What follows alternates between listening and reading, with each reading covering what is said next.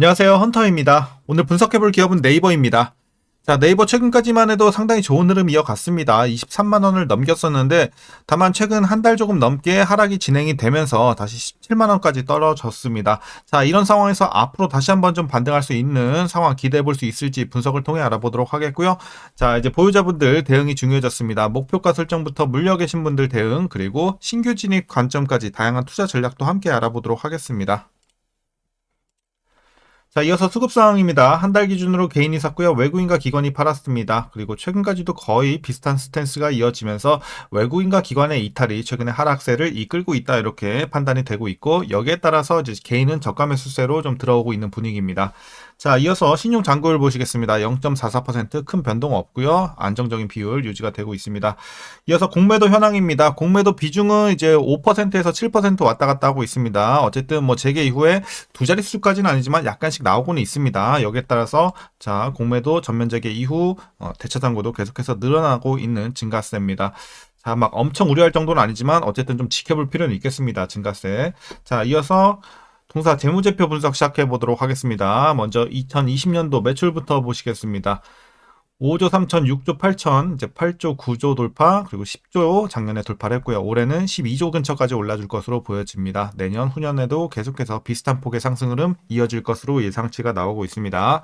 그래서 매출은 우상향 중 상당히 괜찮아 보이고요. 영업이익 보겠습니다. 1조 2천, 1조 3천 횡보 한번 했고요. 이후에 1조 4천, 9천까지 올랐고 올해는 2조 돌파, 그리고 내년 후년에도 꾸준한 상승 흐름은 이어질 것으로 보여지고 있어서 최근에 어쨌든 뭐 매출도 그렇고 영업이익 괜찮아 보입니다. 다만 당기순이익은 올해 좀 쉬어갈 것으로 보여지면서 전년과 거의 비슷한 수준 예상이 되고 있습니다. 그리고 내년부터 다시 올라줄 것으로 보입니다. 이어서 분기별로 전년 대비 영업이익만 한번 비교해 보도록 하겠습니다. 먼저 지난 4분기에는 4천억에서 5,400억 큰 폭의 상승 이어갔고요.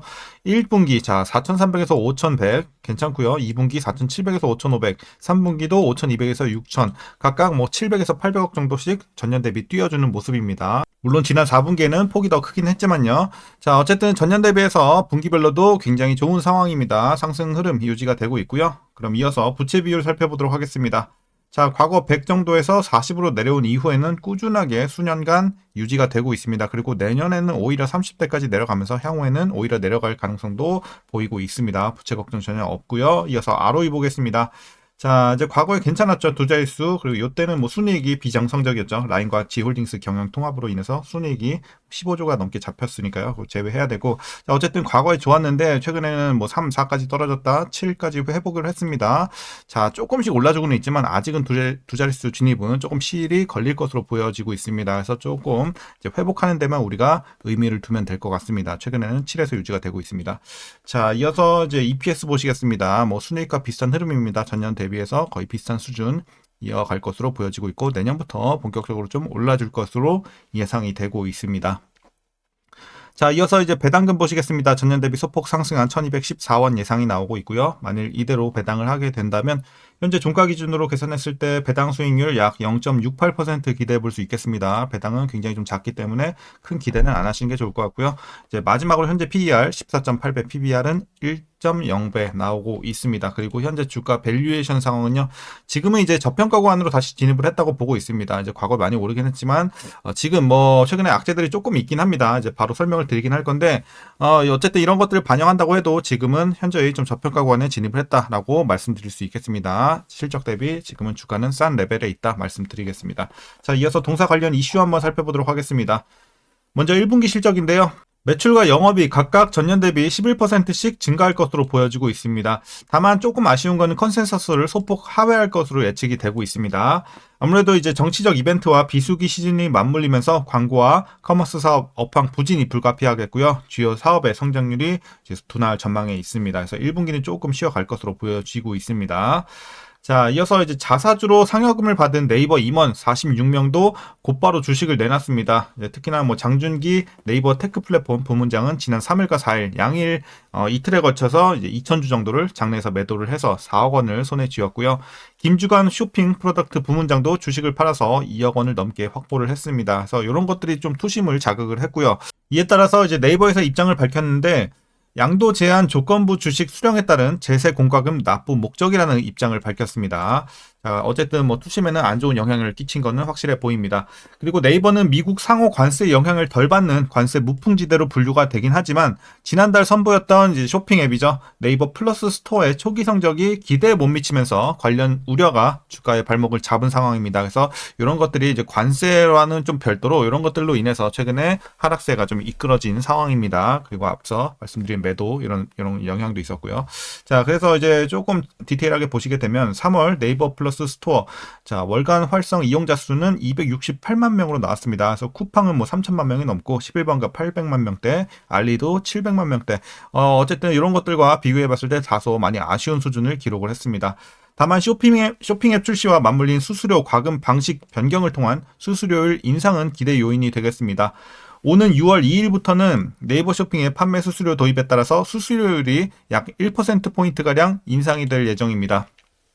그리고 여전히 타 이커머스 플랫폼 대비 낮은 수준이기 때문에 셀러 이탈 가능성은 낮을 것으로 예상이 되는 점도 긍정적입니다. 그래서 이런 것들은 실적에 또 긍정적인 요인이 되겠고요. 어쨌든 뭐 이에 따른 매출과 이익은 오는 3분기부터 반영이 될 것으로 보여지고 있고 수수료율 인상에 따라서 분기당 관련 매출이 약 500에서 1000억 원 정도 증가할 것으로 보여지고 있습니다. 연간으로는 한 3000억 되겠죠. 그래서 이런 것들은 실적에 기여를 하겠다. 그리고 네이버가 AI 기술을 B2C 서비스에 본격 적용함으로써 이제 기업 가치가 향후에 재평가될 수 있을 것으로 전망이 되고 있습니다.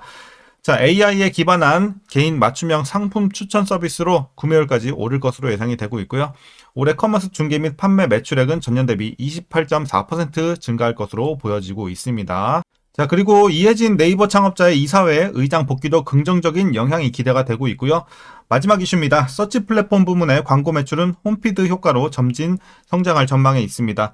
네이버는 지난해 2에서 4분기, 3분기 연속 전년 동기 대비 모바일 메인 일평균 체류 시간이 성장 중에 있고요. 체류 시간 증가는 곧 플랫폼의 경쟁력이고 광고 매출과 또 직결이 되기 때문에 코어 사업인 서치 플랫폼의 경쟁력이 높아질 수 있을 것으로 보여지고 있습니다. 그래서 최근에 뭐 괜찮은 내용들을 많이 있어요. 하지만 이제 아쉬운 또 악재들이 몇 개 들어오다 보니까 그리고 증시도 같이 무너지다 보니까 이런 것들 좀 주가에 아쉬운 모습을 보였습니다. 거기다가 이제 최근에 주가가 너무 많이 떨어지다 보니까 이제 네이버보다 더 많이 떨어진 이제 주식들을 또 줍줍하기 위해서 오히려 많이 올랐던 네이버를 최근에 파는 움직임도 있습니다. 그래서 이런 영향도 있다. 그래서 최근에 악재보다는 그런 것들로 인해서 빠지는 게 더 크기 때문에 우리가 또 너무 빠졌다고 해도 크게 걱정할 거는 없어 보입니다. 자, 어쨌든 이런 상황에서 이제 마지막으로 여러분들 투자 전략 설명드리면서 영상 마무리하도록 하겠습니다. 자, 먼저 신규 진입 관점에서는 긍정적으로 말씀드리도록 하겠습니다. 지금 가격대 너무 좋고요. 저평가 구간에 향후 뭐 재료 자체도 실적 자체도 계속해서 상승 흐름이 계속 진행이 되는 거에는 변함은 없습니다. 그래서 최근에 아쉬운 내용이 있다고 하더라도 오히려 저는 지나친 지금 좀 매도가 과도하다고 판단을 하고 있습니다. 그래서 낙폭 과대로 보고 있고 다만 지금 당장에 바로 들어가는 것보다는 어쨌든 떨어지는 칼날이 여전히 진행이 되고 있기 때문에 확실히 좀 반등을 하는 것, 바닥을 좀 다지는 것을 확인하고 들어가는 것이 조금 더 안전하겠습니다. 그래서 가격대는 괜찮으나 조금 관망하시다가 반등 보고 들어가자고요. 그렇게 말씀드리겠습니다. 자, 이어서 보유자분들 대응 방법 설명드리도록 하겠습니다. 먼저 목표가부터 말씀드릴게요. 자, 목표가 어쨌든 최근에 뭐 몇 개의 악재가 나오면서 조금 이제 보수적으로 내릴 수밖에 없었습니다. 그래서 일단은 전고점 부근 24만 원 근처 제시해 드리도록 하겠습니다. 한 요 정도. 자, 그래서 뭐 하반기에 어쨌든 증시도 좀 안정화가 되고 네이버 스토어도 조금 괜찮은 소식들이 좀 들려온다면 그리고 앞으로의 또 AI 관련된 이런 얘기도 좀 좋은 소식이 들려온다면 충분히 우리 30만 원 돌파도 가능할 수 있지 않을까 목표 주가 설정해서요. 그래서 좀 기대를 해보면 좋을 것 같고요. 어쨌든 24만 원 제시해드리면서 상단은 여전히 많이 열려 있다. 계속해서 보유해 나가셔도 좋을 것 같습니다. 자, 이제 마지막으로 위에서 물려 계신 분들 대응 방법입니다. 이제 최근에 급락에 따라서 좀 많이 계실 것 같은데 일단 주봉에 표시를 해볼게요. 왜냐면 과거에 40만 원대까지 올랐었기 때문에 평단이 좀 다양할 것으로 보여집니다. 그래서 레인지가 크기 때문에 여기에 표시를 할게요. 자, 일단은 아까 말씀드린 24만 원 목표가 한 요 정도 되겠죠. 그리고 제가 또 제시해 드릴 건 31만 원 라인. 요 정도 31 그리고 21만 원, 21만 원.